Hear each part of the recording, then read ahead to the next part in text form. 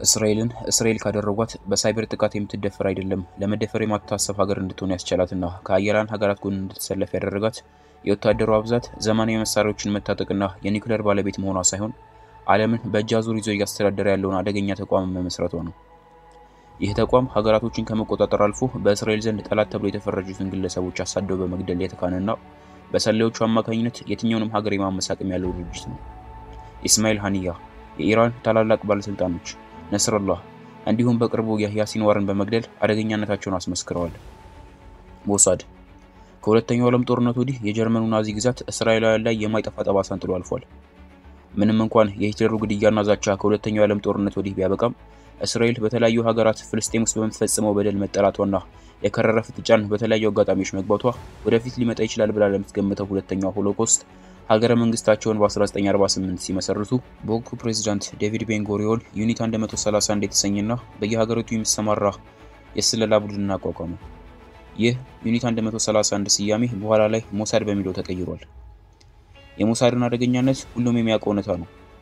ነገር ግን ለነሱ ሰላይ ሆነው ከሰሩት ግለሰቦች መካከል አደገኛውና ለብቻ ሆኖ አረብ ሀገራትን ሲያምስ የነበረውን ግለሰብ ኢላይ ኮሄንን በዛሬው ቪዲዮአችን እንመለከታለን።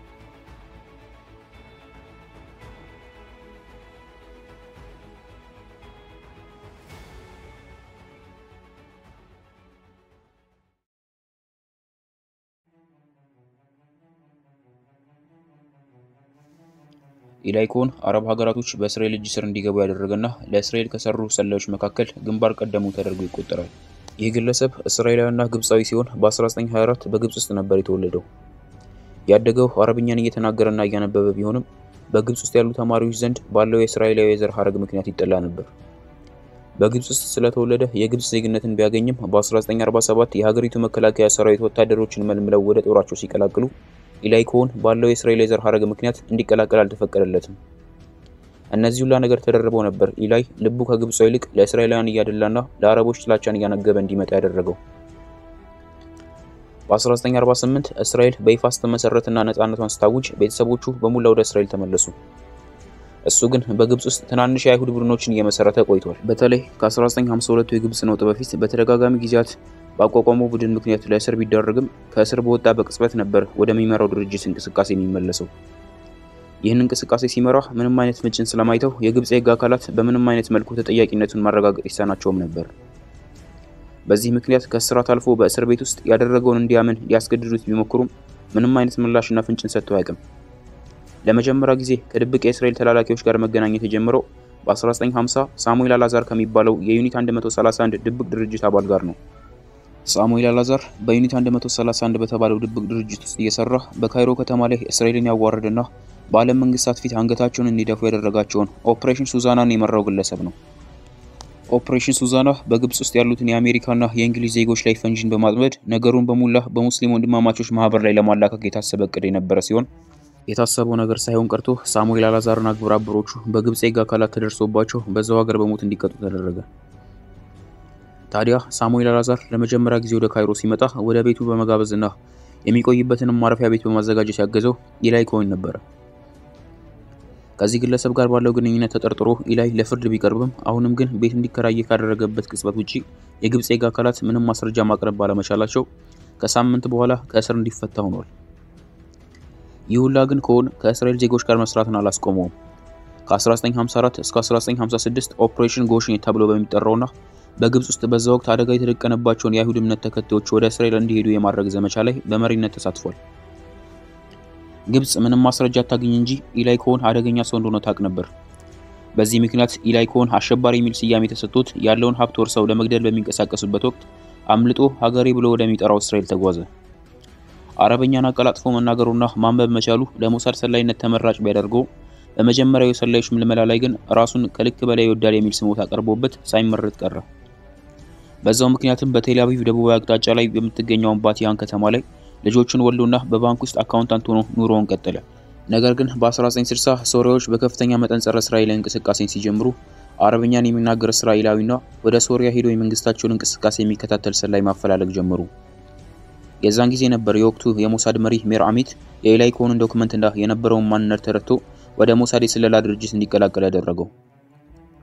የኢላይ ኮን አረብኛ ልክ እንደ አረቦች ይሁን እንጂ የግብጽ የአረብኛ ዘይና የሶሪያ የአረብኛ ዘይ ከፍተኛ ልዩነት ስላለው የ6 ወር የሶሪያን ቋንቋ ዘይ ተምሮ የመጀመሪያውንና አደገኛውን የሞሳድ ተልዕኮ ተቀበለ። ሞሳድ ለኢላይ አዲስ ማንነትን የሰጡት ሲሆን ስሙንም ከማል አሚል ታበት ብለው በመሰየምና ህገወጥ የሶሪያ መኖሪያ ፍቃድን በመስጠት ወደ ሶሪያ ለመላክ ዶክመንቶችን ማዘጋጀት ጀመሩ። ኢላይ በዚህ ማንነቱ ላይ ሶሪያ ውስጥ ከኖሩ ሊባኖሳዊ ቤተሰቦች የተወለደ በመሰልና ቤተሰቦቹ ወደ አርጀንቲና ዋና ከተማ ቦነስ አይረስ ሄደው ስኬታማ የጨርቅ ፋብሪካን በመክፈት እየተደራደሩ እንደሆነ ይገልጻል። ኢላይ ኮን ቤተሰቦቹ አርጀንቲና እየኖሩ ነው ተብሎ መናገሩና ስለ አርጀንቲና የኖሩ ሁኔታ ምንም አለማወቁ ችግር ውስጥ እንደሚጥል የገባቸው የሞሳድ መሪዎች ኢላይን ወደ ሶሪያ ከመላካቸው በፊት ለተወሰነ ጊዜያት አርጀንቲና እንዲሄድና የኑሮ ሁኔታውን እንዲያጠና እንዲሁም በዛው አርጀንቲና ጠቀም ያለ ገንዘብ ከሞሳድ እየተከፈለው እንዲያሳልፍ አደረጉ። ምንም እንኳን ኢላይ የኑሮ ሁኔታውን እንዲያጠናና ወደ ታቀደው ሶሪያ እንዲሄድ አስበው የነበረ ቢሆንም የግለሰብ ግን ሞሳዶችን ማድከም አልፈለገም።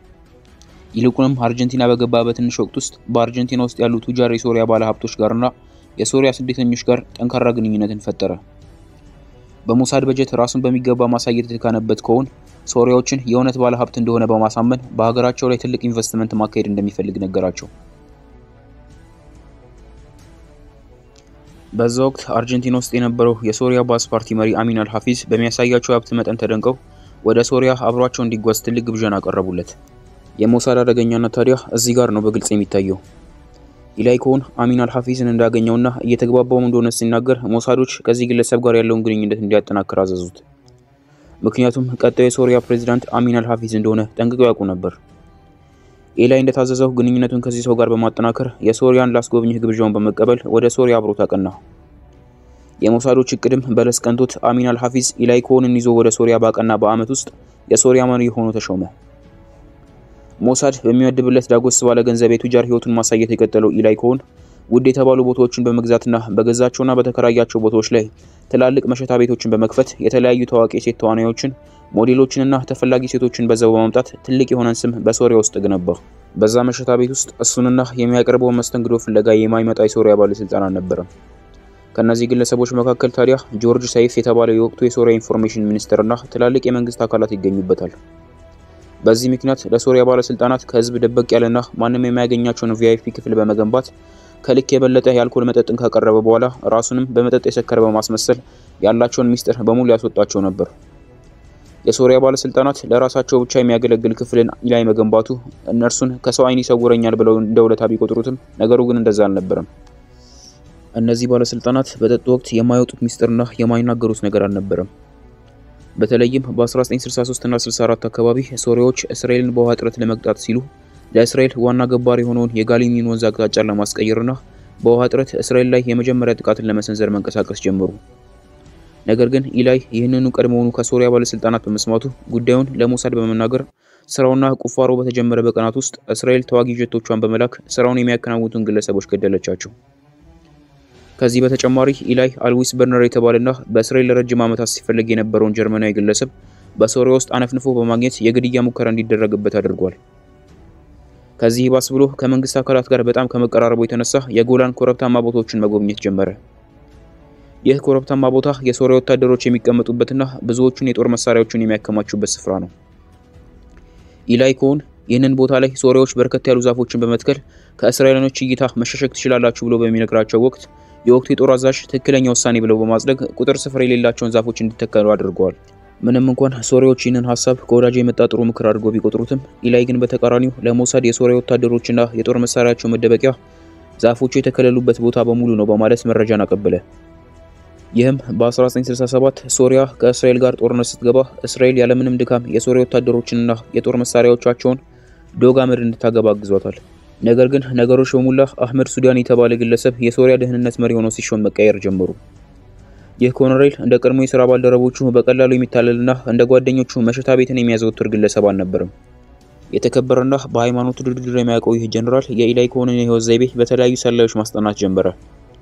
ኢላይ ግን የእነዚህን ሰዎች ማንነት ስላወቀ ወደ እስራኤል ቤተሰቦችን ለመጠየቅ በሄደበት ወቅት ሞሳድን ሶሪያዎች ደርሰውብኛል፣ ወደዛ መመለስ አልፈልግም ቢላቸውም ድጋሚ ሶሪያዎችን ሊያሳምንባቸው የሚችሉበትን ምክንያቶች በመስጠት ወደ ሶሪያ በድጋሚ ላኩት። ማንነቱን በደንብ የተረዳው ጀነራል አህመድ ሱዳኒ ኢላይን ያመነ በማስመሰል በሀገሩ እንዲቆይና እጅ ከፍንጅ መረጃን ሲያቀብል ለመያዝ አደገኛ ወጥመድን ዘረጋ። ኢላይ ከዚህ በፊት መረጃዎችን በጥንቃቄ በማቅረብና በማስተላለፍ ቢታወቅም ወደ ሶሪያ ከተመለሰ በኋላ ግን ሞሳዶችን ሁሉ ቀን 2 ሰዓት ከ30 ላይ ለራሱ በተሰጠው የመገናኛ መስመር በኩል መረጃ ያቀብል ነበር። በ1965 የአህመድ ሱዳኒና በወቅቱ የሶሪያ ወዳጅ የነበረችው ራሺያ ወጥመድ ተሳክቶ መረጃን ያቀበለ ባለበት ወቅት ሶሪያዎች እጅ ከፍንጅ ይዘው ወደ እስር ቤት ውስጥ እንዲወረወሩ አደረጉት። ይህን ግለሰብ ከያዙት በኋላ ሚስጥር እንዲያወጣ በተለያዩ መሳሪያዎች ቢያሰቃዩትም እሱ ግን የተነፈሰው ነገር አልነበረም። እስራኤል በዲፕሎማቶቿ በኩል ኢላይ እንዲመለስላት ብትጠይቅም ሶሪያዎች ግን በሞት እንዲቀጣ በማድረግ የሞት ሬሳውን ራሱ ለእስራኤል አልመለሱትም። ለዛሬው ያዘጋጀነው ቪዲዮ ይህንን ይመስል ነበር። እስከዚህ ድረስ ከተመለከታችሁ ቪዲዮውን ላይክ፣ ቻናሉን ሰብስክራይብ ማድረጋችሁ እንዳይረሳ።